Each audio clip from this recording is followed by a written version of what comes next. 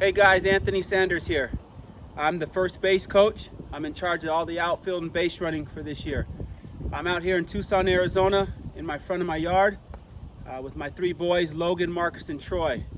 All three of my boys are middle infielders, so every day we come out here in the front in the street and work on ground balls and different ways to create soft hands and good feet. So today we're going to run through a handful of drills that you can do at home or until all the ballparks start opening up again. So this is how the boys usually start their day. As you can see, they're long tossing. Big believer in long toss. We've always got to stop when cars start coming by, but whatever it takes right now to get ready. So try to stand on the way. Hopefully I don't get hit.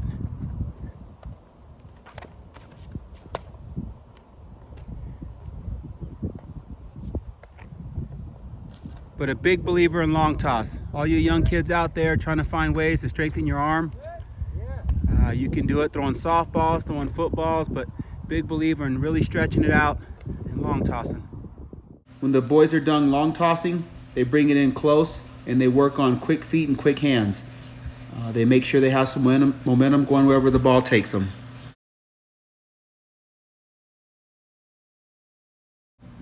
Okay. Here's my oldest, Logan Sanders, who's a freshman at Colorado Mesa. He plays short and center. My middle son, Marcus, who's a junior in high school. And Troy, who's a freshman in high school. We'll start off with routine ground balls right at them, working on their setup, making sure they get their feet set and attacking and coming through the baseball. You'll notice the boys throw from a lot of different arm angles, just working on accuracy and going where the ball takes them. You'll notice sometimes we have to stop because cars are driving by or people walking by. So, during these tough times right now, we just got to find a way to make do. And right now, the street in the front yard is the best place for that. We are very fortunate to have good weather out here in Arizona, and also helps to have three boys who kind of push each other and makes all these drills a little bit easier for everybody. It's funny because I am an outfield coach, but with my three boys, I really have to start paying attention to all the coaches around the game and all the different drills they do and try to relay them to my boys. But as you can see, these boys make it easy on me. The next drill we go to with backhands. The focus point here are just making sure the boys are getting behind the ball, setting their feet, and getting some momentum to where they're going to throw the ball to.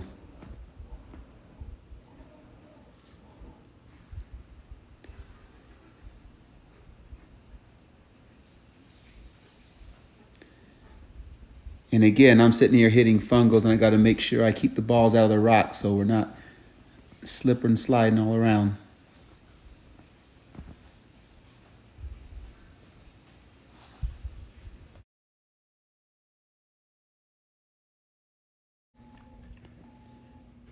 Then after that, we go in to start turning some double plays. You'll see a lot of action during this drill. We start off every day with just glove flips. It's hard to see, but each one of the kids have small gloves on, and they just try to, use soft hands and have some momentum to where they're getting ready to flip the ball. But again, something the boys love to do, keeps their feet moving.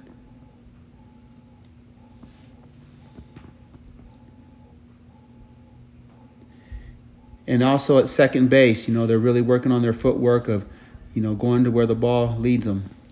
When we're finished, then we'll go to second base and kind of hit rewind. Kind of the same thing. Getting their feet set, momentum going towards shortstop.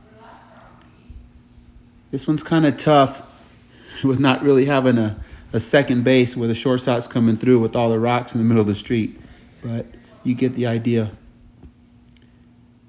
The boys work on flipping underhand. They work on like a shuffle pass, just different angles. Again, wherever the ball takes them. Then we'll usually finish up with some slow rollers. The boys charging hard, trying to read a good hop. Sometimes they'll play it on a short hop. Sometimes they'll barehand it. But again, just trying to stay athletic, keeping their feet moving.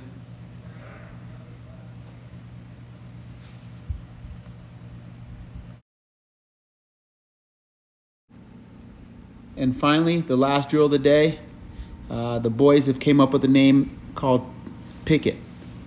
It's a rag smash ball that a lot of pitchers use during spring training for drills. It's a softer ball. We've used the tennis ball before, but it just builds confidence because the ball doesn't hurt. Kids can stay in there.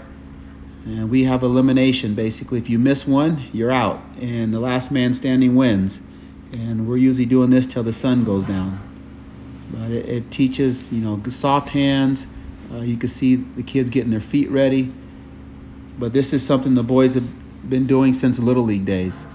So they're pretty good at it right now. A lot of their friends come over and try to hang with them, and it takes some time to get used to it.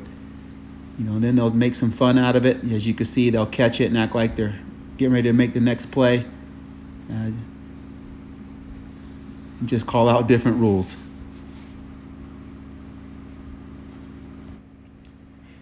So hopefully some of these drills have helped some of you guys to try to be creative and think about different ways to still get your work in and practice baseball without having to go to a park or to a field. And this is kind of the Sanders boys' creative way of getting things done. Good job, guys. And guys, that's it. Thank you for letting us take some of your time out here in beautiful Arizona and watching the Sanders boys work out in the front yard. Can't wait to get back on the baseball field soon. Okay, see you guys. Thanks so much. Thank you. Take care.